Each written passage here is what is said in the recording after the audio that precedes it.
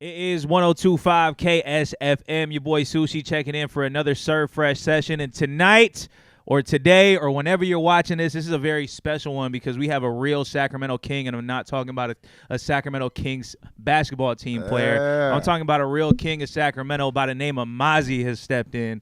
Talking about it is really do like. I appreciate y'all having me. Yo, man. First and foremost, this has been years in the making. Davo's in the room right now, and I'll tell you, he's been on my line for years trying to make literally this interview happen. Yeah. You already know we pushing this it's a childhood dream. Just, you feel me, just interlocking and tapping in, locking in with y'all. Like I know my music ain't really too much radio ready. But we kind of seasoned something up and got something ready, especially, you know what I'm saying, me, just so we could push and we could do these type of things. But we've been on 102.5 since childhood, so it's a pleasure. I appreciate y'all having me. Yeah, man. Well, and I can tell you that when Davo first started hitting me about that too, his main thing was he was like, look, I know Mozzy he doesn't necessarily have the radio single type things right now, and he's got all these things going on in the streets out in Sacramento, so obviously there's some things that play into that. But the plan is we're going to get to work so that we have something for you. Bite down. But there was something that happened a long time ago that really made all of this very clear, and that was the fact that you were blowing up in the streets, but somehow there wasn't a Sacramento radio single yet. Come on, that's I ain't gonna lie, that's fake way heartbreaking. How, you know what I'm saying, when you feel like, this is how you feel. This is, you know what I'm saying, outside looking in, somebody who ain't never worked radio coming from the trenches, and it'd be like, where the support? Yeah. How they playing me out there in my own city, ain't, you know what I'm saying, me? But like you said, politics play into it. I done sat down with a few people. I got a clear understanding of how radio work, a semi-clear understanding, and I respect it. And we just went back to the drawing board, cooked up, recooked up, you know what I'm saying, me, and got some radio ready. And so, we gonna push. I appreciate, you know what I'm saying, the opportunity that we partaking in right now, though. Yeah, man, and it was clear to see where you're at in a headspace watching you perform at Rolling Loud, because I was there this past weekend. Yeah. And there was this honest, genuine joy on your face when you got to put the mic out and watch everybody in the crowd rap every word that you gave them. Crazy. Come on. That's love. That's purified love. Shout out to Rolling Loud. One of my dopest sets ever. I was, you feel me, it was just platinum, bro, velvet. I was feeling that. I was, like you said, I was genuinely in love, you know what I'm saying, with everything that was transpiring.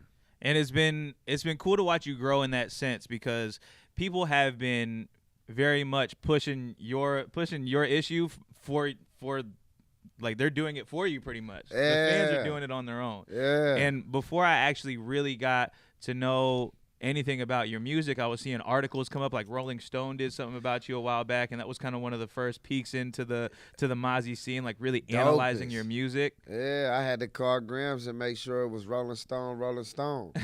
Making sure this ain't somebody that came out with a local newspaper or something. I'm like, this Rolling Stone, right? Yeah, it's not like some weed head newspaper or something, right? So that was big, and that was early on. I think that was early on. That was before you know what I'm saying, I really had the notoriety that I got right now. It was early on. That was Blotted Eye.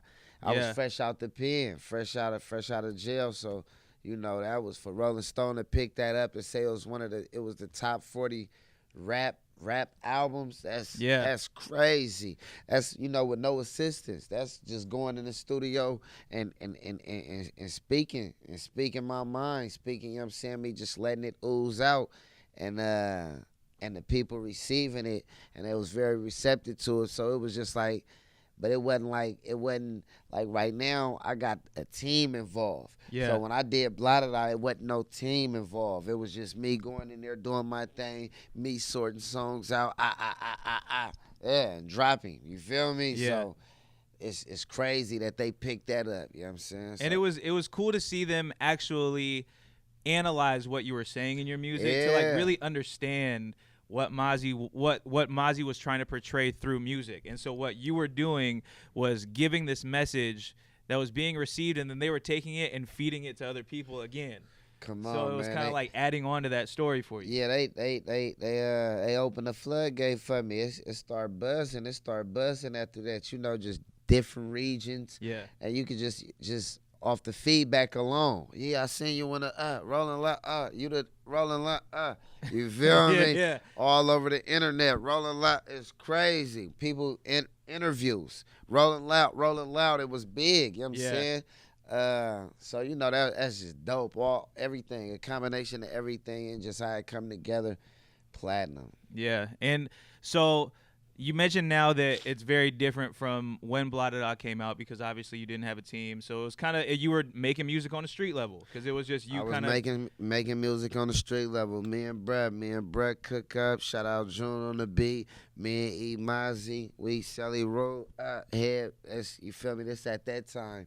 And you know, wasn't no managements involved, wasn't nobody really critiquing the work, wasn't nobody rearranging. As you can see, it wasn't no features on there. It was, you feel me, just straight slum village, and just putting songs together. At the time, that's how I was moving, just grabbing, listen, make a whole bunch of songs, put them together without, I don't even cut songs. It wasn't even a cut. It wasn't no track list cut. We taking this one off or none of that. It's, nigga, we just cooked up 17, 18 songs. We here. Yeah. And then it was project after project after project after that. Yeah. And so that makes me wonder now, with the team behind you and working on the street level to do everything independently like that, what's it like when you get the phone call like, yo, we want you on Black Panther? That's crazy. It feel like everything paid off. It feel like, I'm saying, the work, the labor, we finally start to see the fruits of the labor. But I'm just in love with the actual work itself. You feel me? I'm just in love with that. And but them type, like, that's my rewards for the work. The money not really my rewards. Shout out, you know what I'm saying, I'm in love with the checks and all that keep them flowing, but the reward is when the greats shout you out, or when they recognize you, or when y'all in the same building and they salute you. They come, they pull up, I see what you doing. Because these the people we looked up to. You feel me? Prior to me fake way popping, whatever. These the people that I idolize. These the people I used to go actually buy their music. Never thought I'd be on the same level with them. You feel me? So for when they recognize you or they salute you, they acknowledge you, it's priceless. You feel me? Yeah. So that's the actual rewards in it. So like you said, when you get a phone call to be on the Black Panther soundtrack, or they got your song from the album playing in the movie, come yo. on. when Sleepwalking drops at the end of the movie, bro. How you supposed to thank somebody for that? How you supposed to thank somebody for that? Like, for real, I don't even, the words, it seemed like it'll fall short. How do you thank somebody for that? You feel me? So it's just, I feel like I'm in debt. I feel like it's my responsibility to return the favor to another up and coming. You feel me? So I got to make sure I get to that level. I got to get to them Kendricks. I got to get there, mandated. And you feel me? So I can return the favor.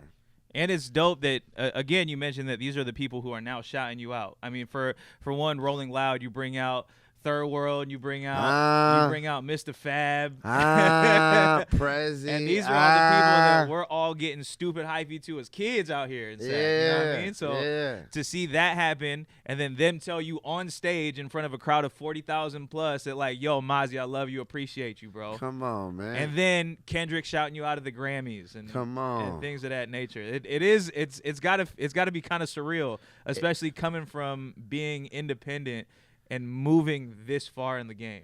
It is. It's hard to register sometimes. Sometimes after the shows, we just go, you know what I'm saying, wherever we double back to and replay it. And replay it like that was crazy. That was brazy. You feel me? It went up. That was probably the dopest one. And it's like we always feel like that. Like that was the dopest show right there. Killing them.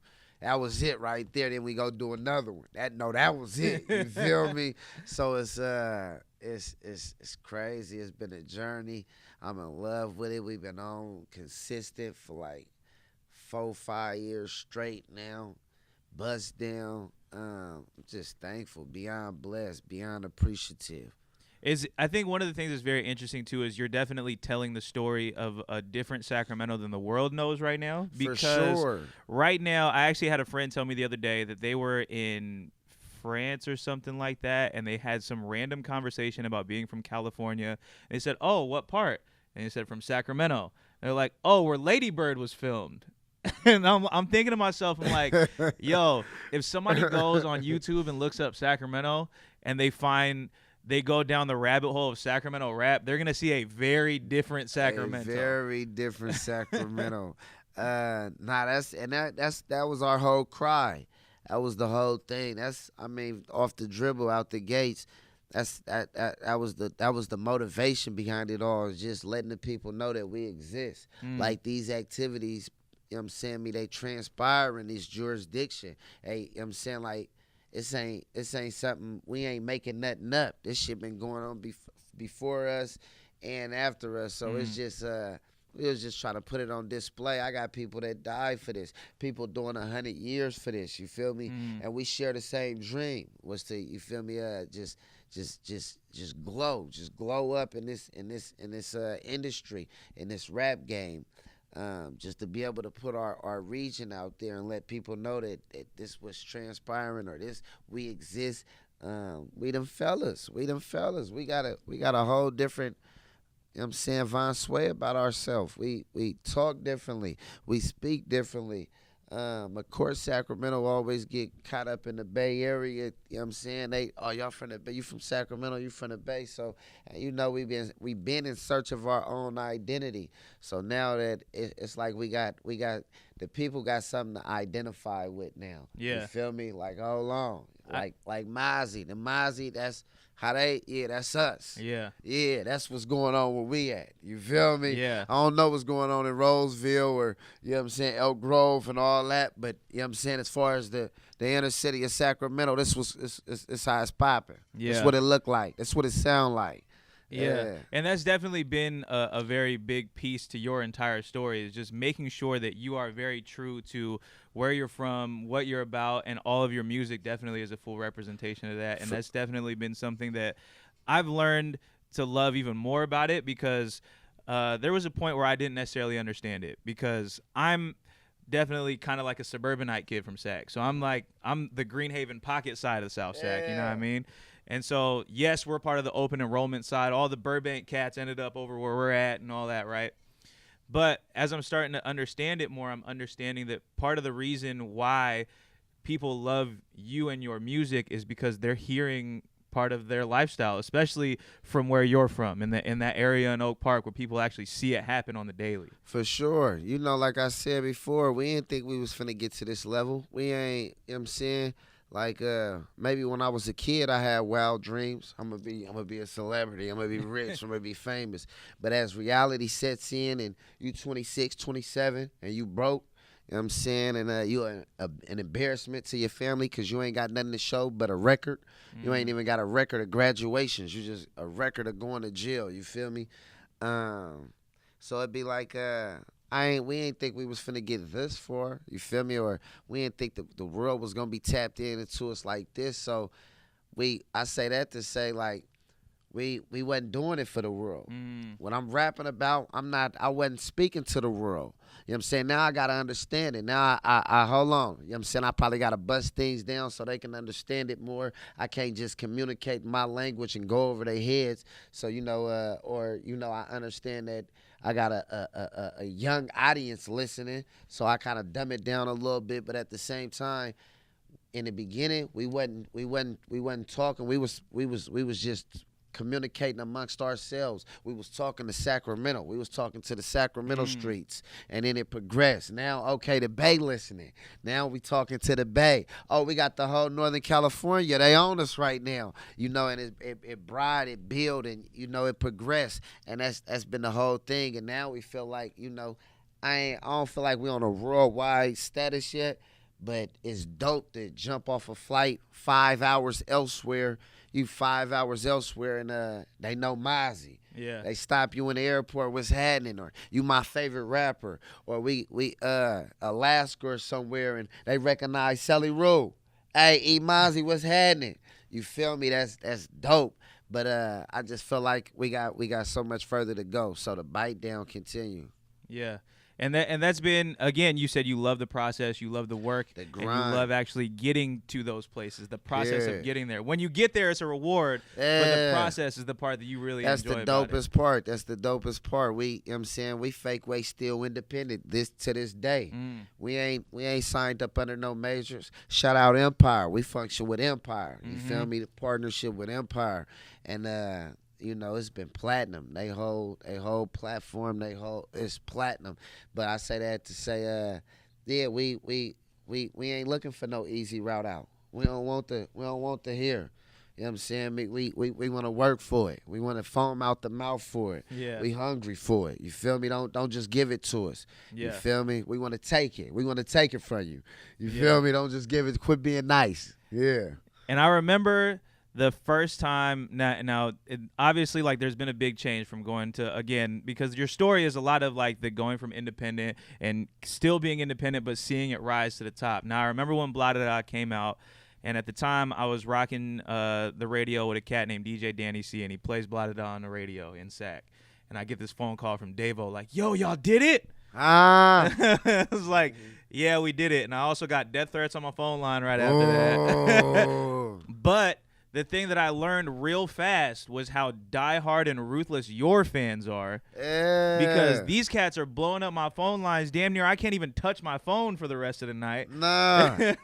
Oh, they serious about it. They serious about the movement. They've been struggling with us. It's you know, we resonate with them like we them. You know what I'm saying? Me, like, for real. We in the streets with them. We ain't turning down no autograph. We ain't turning down no picture. We not doing none of that. If you recognize this, what's happening, what's talking about it, you need to call your mom or somebody, FaceTime somebody that function with us heavy. Whatever it is, we locking in with the people, because we wouldn't have been here without them. We humble. We love them. You feel me? So it's and they reciprocate the love. They reciprocate the love. Yeah. Now you have a very distinct style of rap as well, because there's something that you do in songs that most people wouldn't normally like, but when you do it, there's definition to it, and that's when you repeat bars. Yeah. Because when you do it and you repeat bars, you're making an impact with those bars. Yeah. So when did you start really finding your own style like that? First on the repeating bars, you mean when I be at the end and I say it twice? Yeah. I got that from Rest in Peace Don D's, my big bruh. He passed when I was like 17. He was a fella. DZ boy, Manny Man / gutter dude. I everything I do, I kind of lightweight. You know what I'm saying? Me, the way he rocked, I play that formula. He was the only person in the hood looking out for the young life, helping us get grills. You feel me? Pulling up. He ain't just drive past us slapping in his Chev on foes. He pull over, little bruh, get in, listen to this. You feel me? And he used to rap too. And I was his competition. I was biting that. You feel me? He was a little older, but I had him. He knew it. But and he embraced me. He wasn't hating. He didn't see it and start hating on me. He seen it and helped cultivate it. You feel me? Yeah. And so that's how I try to play that same playbook with everything I do. I try to assist in alley-oop, but that came from DZ. He used to repeat bars. Like I said, I had him by the ball. He couldn't function with me, so he had he used to have to repeat. I write 100 bars. I ain't gotta repeat. I write 100 of them. But he used to repeat his dopest ones, and I just took that from him. Just it's sentimental. It got sentimental value. But my whole style, everything it's just come from my trenches. It come from the way I communicate and vibe with my own.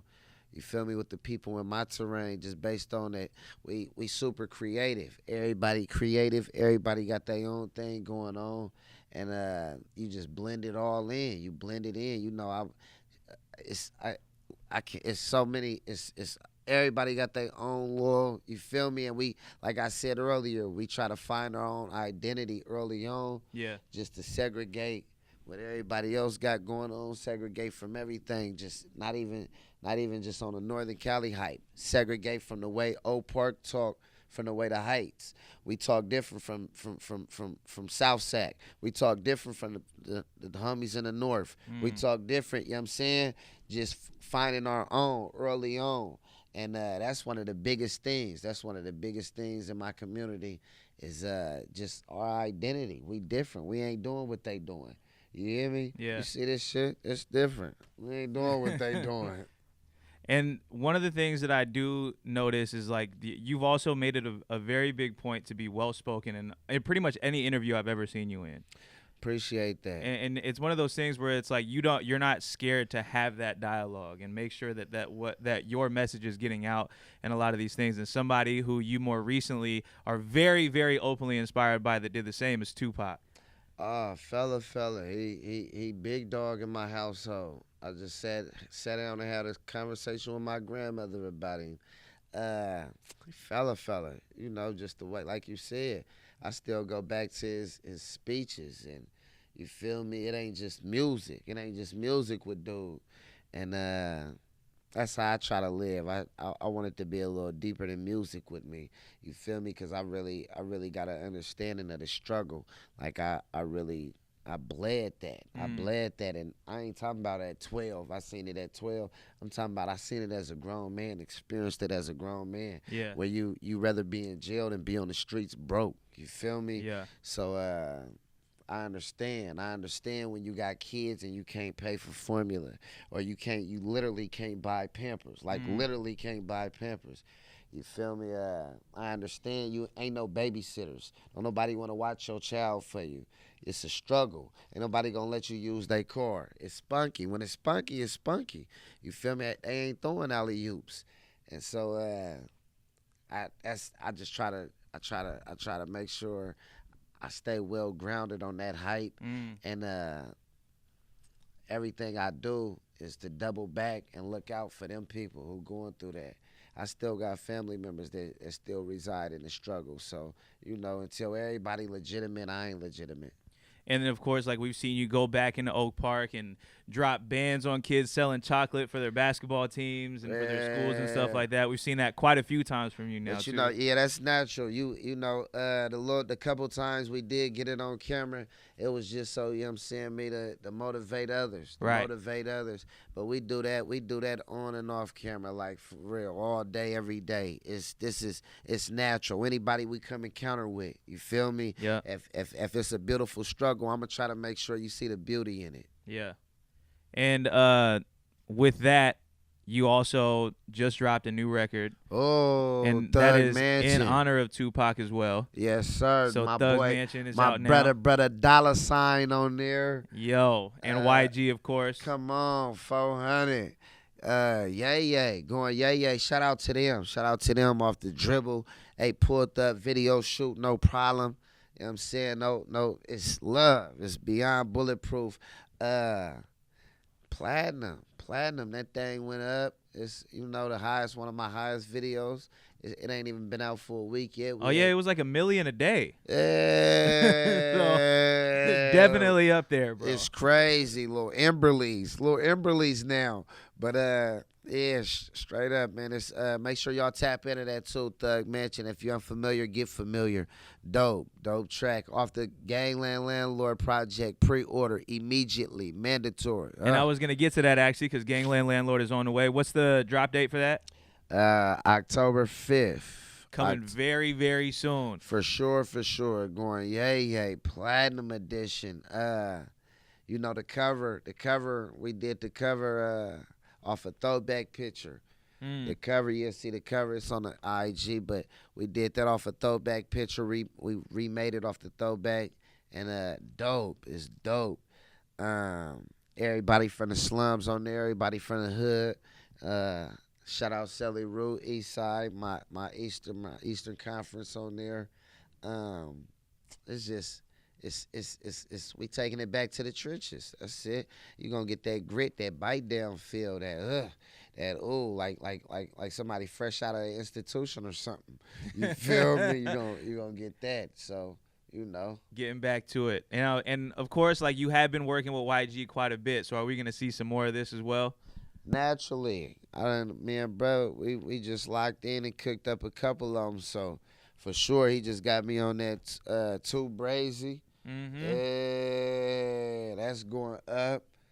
And we did a couple more though, but for sure, that's that's natural. Without trying. And I remember when I first heard that y'all were gonna start working together, I was like, this is a no-brainer, bro. I told him he pump faking on the whole project. We gotta, get the whole EPs and things out the way. You feel me? G, if you looking at this, homie, quit pump faking. Yeah. We gonna make sure that he's gonna have to know that. Right. Especially word when he's touching down at home and letting you know to quit pump faking. Yeah, me. Gonna get this out the way. At your request. Yeah, my request. At Young Soosh guy's request. Y'all gotta put this in motion. Yeah. Davo, you got the word. Davo, alley-oop it.